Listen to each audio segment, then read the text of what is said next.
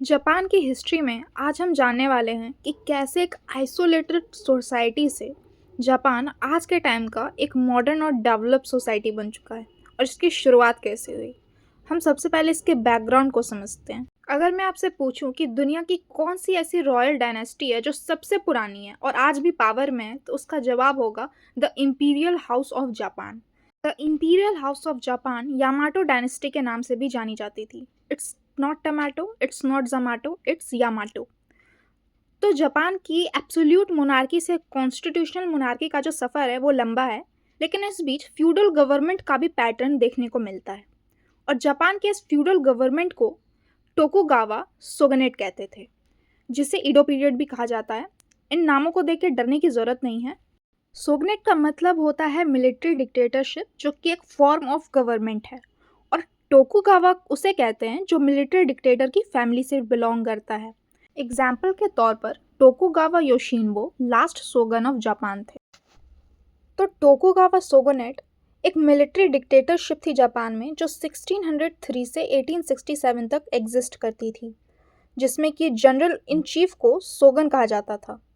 और देखा जाए तो असली राजा सोगन होता था और जो इम्पेरियर होते थे वो एक हेड फिगर की तरह काम करते थे। आज के वीडियो में हम टोकुगावा सोगनेट के कैरेक्टरिस्टिक्स और डिक्लाइन को समझने वाले हैं और जानने वाले हैं। शुरुआत करते हैं कैरेक्टरिस्टिक्स ऑफ टोकुगावा सोगनेट से। इस फ्यूडल फॉर्म ऑफ गवर्नमेंट की स्थापना टोकुगावा लेयासु ने की थी, जिसमें इनडायरेक्टली रूल मिलिट्री डिक्टेटर का होता था। इस दौरान जापान एक आइसोलेटेड कंट्री था और बाहर की दुनिया से उसका किसी भी तरह का ट्रेड या कॉन्टैक्ट नहीं था। टोकुगावा सोगनेट एक सेंट्रलाइज एडमिनिस्ट्रेशन था, जिसमें कि लोकल बॉडीज़ या फिर स्टेट बॉडीज़ के पास पावर नहीं हुआ करती थी। जो सुप्रीम अथॉरिटी होती थी वो सोगन हुआ करते थे और जो सुप्रीम फेस होता था वो इंपीरियर हुआ करते थे। टोकुगावा सोगनेट एक मिलिट्री रूल था, यानी कि एक तरह की मिलिट्री डिक्टेटरशिप थी। अब हम आगे बढ़ते हैं causes of decline of Tokugawa shogunate. 1853 में अमेरिकन कॉमोडोर मैथ्यू पेरी जब जापान आए तो जापान की लगभग 200 साल की आइसोलेटेड पॉलिसी हमेशा के लिए ख़त्म हो गई। मैथ्यू अपने नेवी शिप के साथ आए थे, जिसे ब्लैक शिप्स का नाम दिया जाता है, और उनका मकसद था ट्रेड करना। अपने मॉडर्नाइज वेपन के दम पर उन्होंने ट्रीटी ऑफ कानागावा को साइन करवाया, जिससे कि जापान अमेरिकन ट्रेड और कॉमर्स के लिए ओपन हो गया। टोकुगावा सोगनेट की वीकनेस ट्रीटी ऑफ अमिटी में और भी अच्छे से इन्हेंस हुई। ऐसा कहा जाता है जापान और वेस्टर्न पावर्स के बीच में treaty of Amity unequal treaty की शुरुआत थी। ट्रीटी ऑफ अमिटी को हैरिस ट्रीटी भी कहते हैं, क्योंकि इसे टाउनसेंड हैरिस ने नेगोशिएट किया था। ये भी जानना ज़रूरी है कि आखिर ऐसी कौन सी शर्तें थी जिस वजह से इसे अनइक्वल ट्रीटी कहा जाता था।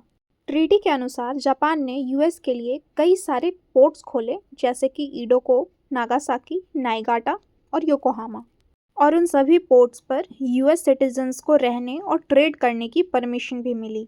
इसके अलावा जहाँ पे यूएस सिटीजन्स रहने वाले थे वहाँ के लिए जापानीज लॉज को इनवैलिड कर दिया गया। जापान के लिए ये बिल्कुल भी अच्छा नहीं था, क्योंकि इससे जापान के लोगों को जापान की टेरिटरी में ही ट्रेड से एक्सक्लूड किया जा रहा था। जापान की ज़मीन में जापान का लॉ ना मानकर जापान की सॉवरेनिटी को चैलेंज किया जा रहा था। यूएस के सिटीजन्स को रिलीजियस फ्रीडम मिली और यूएस को मोस्ट फेवर्ड नेशन का दर्जा मिला।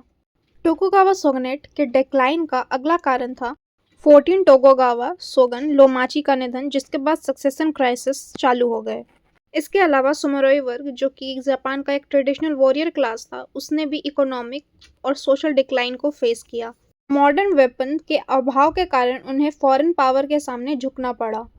एग्रीकल्चर प्रोडक्शन के डिक्लाइन की वजह से जापान इकोनॉमिक ट्रबल और करप्शन से भी गुजर रहा था। टोकुगावा सोगनेट के पतन का एक बड़ा कारण था मेजी रिस्टोरेशन। मेजी रिस्टोरेशन से टोकुगावा सोगनेट का अंत और जापान के मॉडर्न एरा की शुरुआत हुई। मेजी रिस्टोरेशन 1868 में जब टोकुगावा सोगनेट अपने पतन पर था, तब जापान के फ्यूडल सिस्टम का अंत हो गया और सारी पावर इम्पेरियर के हाथ में आ गई। मुत्सुहितो इम्पेरियर को आगे जाकर मेजी इम्पेरियर के नाम से भी जाना गया। मेजी इम्पेरियर ने 14 वर्ष की उम्र में ही अपने पिता की मृत्यु के बाद जापान की सत्ता को संभाल लिया था। इस वीडियो के पार्ट 2 में हम जानेंगे कि मेजी रिस्टोरेशन के फीचर्स, कैरेक्टरिस्टिक्स और सर्कमस्टांसेस क्या क्या थे। Thanks for watching.